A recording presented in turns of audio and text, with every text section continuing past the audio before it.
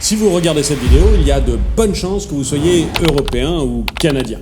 Mais que vous habitiez un pays d'Europe ou au Canada, eh bien vous avez l'impression que vous êtes dans un état structuré, un état solide, où les règles de la loi fonctionnent.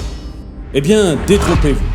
Parce que vous soyez en Europe, au Canada, aux États-Unis ou dans n'importe quel pays du monde, eh bien je peux vous affirmer qu'il y a une organisation au-dessus de votre État. Une organisation qui arrive à faire chanter même les plus grandes entreprises et la plupart des politiciens. Une organisation qui a des avoirs énormes, tellement énormes que personne n'arrive à les évaluer avec précision. Bonjour, je suis François Xavier et aujourd'hui on va plonger ensemble au cœur de l'organisation criminelle la plus meurtrière d'Europe, la Cosa Nostra.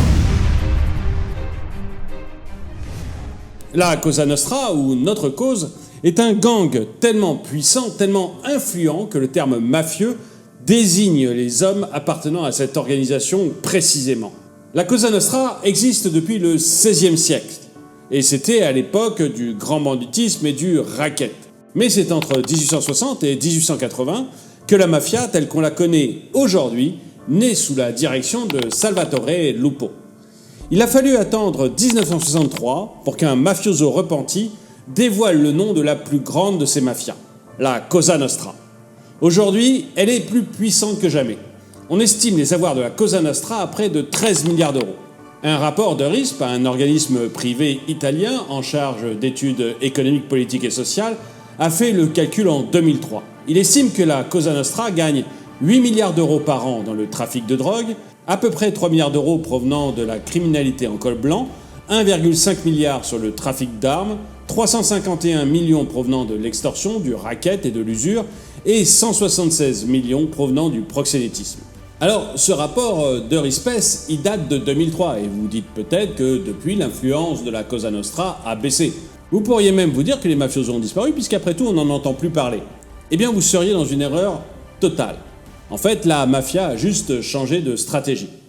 Désormais, la mafia corrompt au lieu d'assassiner, et ça lui rapporte beaucoup plus. Pendant la pandémie de Covid-19, la mafia, la Cosa Nostra en premier, a racheté de force de nombreuses boutiques pour blanchir l'argent du trafic d'êtres humains et de la drogue. J'ai déjà fait une vidéo pour expliquer comment la mafia blanchissait le trafic de drogue. Et si le commerçant refusait de vendre sa boutique, eh bien il n'y avait pas de problème. La Cosa Nostra se substituait alors à sa banque en lui prêtant de l'argent à des taux records. Les banquiers ont d'ailleurs dû être extrêmement surpris de voir qu'il y avait des mafieux qui prêtaient de l'argent en ville à des taux d'intérêt inférieurs aux leurs.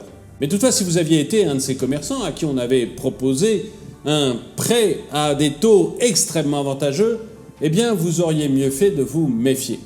Parce que ceux qui ont accepté l'ont regretté très chèrement. En effet, un propriétaire de magasin qui a bénéficié d'un prêt de 30 000 euros s'est vu ensuite obligé de rembourser 240 000 euros.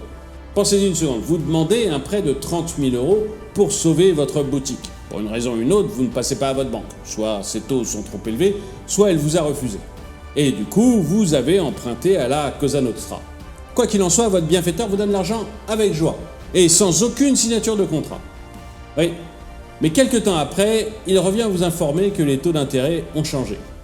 Désormais, vous devez payer 100 à 200 euros tous les soirs, parce que sinon il risque d'arriver des bricoles à votre famille. Les Confesercenti, une association de 270 000 commerçants et patrons de PME en Italie, estiment que le chiffre d'affaires global de la mafia aujourd'hui est de 90 milliards d'euros. Et ce chiffre ne prend pas en compte le trafic de drogue, non. Devinez quelle est la source principale de cet argent. Si vous avez dit le prêt usuraire, au moins c'est que vous avez suivi la vidéo. Oui, c'est le prêt usuraire qui maintenant rapporte le plus à la mafia. Et 150 000 entreprises sont victimes de prêts usuraires pour une somme totale de 30 milliards d'euros. Mais l'énorme richesse de la Cosa Nostra n'est pas son côté le plus impressionnant. Comme vous allez le voir dans la suite de cette vidéo, les règles de la mafia n'ont rien à envier à celles d'une secte. En 2007, la police a découvert une liste contenant les règles bien établies de la Cosa Nostra chez Salvatore Lo Piccolo, un capo de la Cosa Nostra à Palerme. Pour commencer, l'organisation sélectionne scrupuleusement ses membres.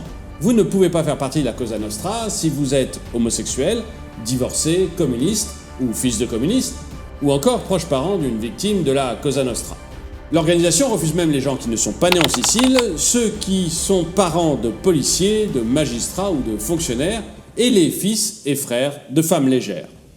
Pour devenir membre, vous devez être sicilien de père et de mère, vous devez être de sexe masculin et bien sûr catholique.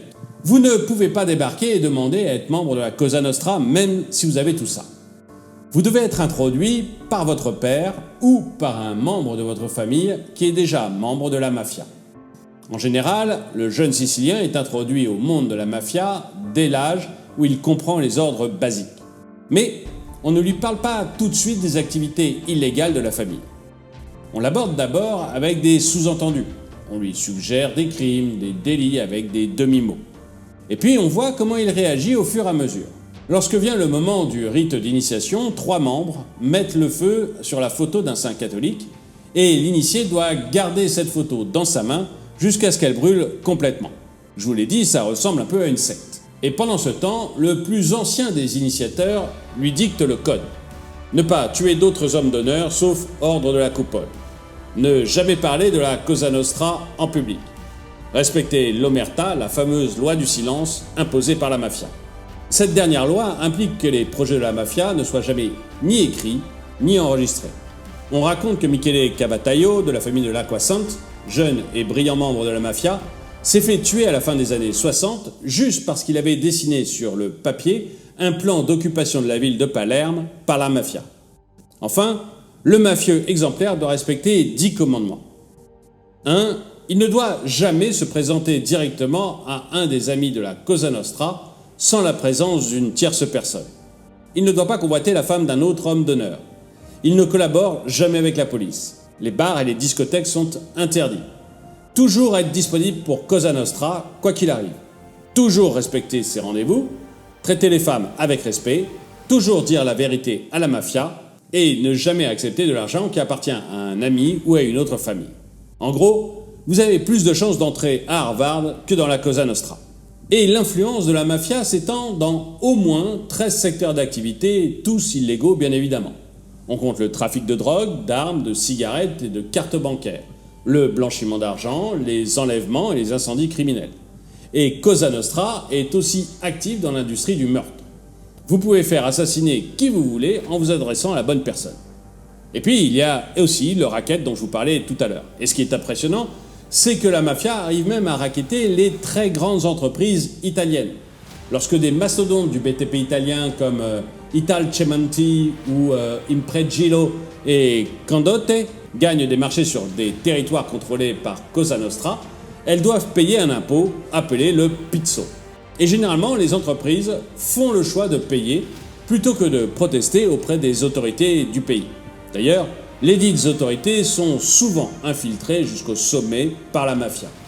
Cette organisation, qui a vu le jour en Sicile, un territoire de 26 000 km² au sud de l'Italie, étend aujourd'hui son influence jusqu'en Amérique du Nord, en Europe bien sûr, et même en Asie du Sud-Est.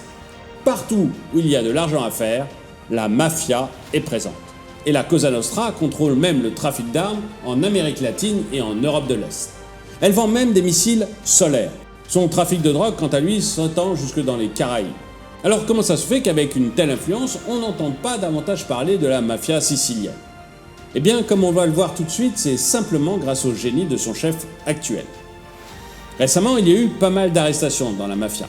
Salvatore Rina, dit Toto Rina, surnommé le Fauve, a beaucoup contribué à donner à la Cosa Nostra la mauvaise réputation qu'elle a aujourd'hui.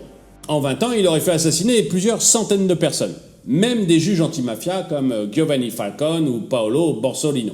Ce qui va provoquer évidemment le courroux de la justice et produire son arrestation en janvier 1993. Matteo Messina Denaro, le successeur de Toto Rina, est lui beaucoup plus discret. Désormais, la Cosa Nostra n'assassine plus, elle corrompt. Bien sûr, ça n'empêche pas que Denaro soit recherché par la justice, mais il demeure toutefois insaisissable depuis plus de 27 ans. Alors, il y a quand même des arrestations dans la mafia. Un des hommes de main de Denaro, Giuseppe Costa, a été condamné en 1997 pour la torture et le meurtre d'un gamin de 12 ans et il a été arrêté en décembre 2020.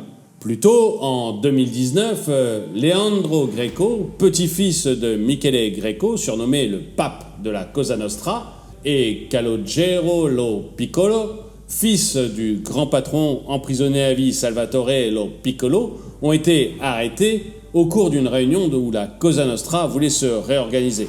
En 2018, Sitemo Mineo a été arrêté en même temps qu'une quarantaine de mafiosi. Il était à cette époque le visage de la Cosa Nostra. Mais globalement, la Cosa Nostra est là et bien là. Et elle est même de plus en plus présente en Europe, en Amérique du Nord et même en Asie. Et moi, il y a quelque chose qui m'intéresse beaucoup, c'est les liens entre la mafia et les hommes politiques. En Italie, on sait que beaucoup d'hommes politiques travaillent plus ou moins pour la mafia, ou en tout cas sont très corrompus par la mafia.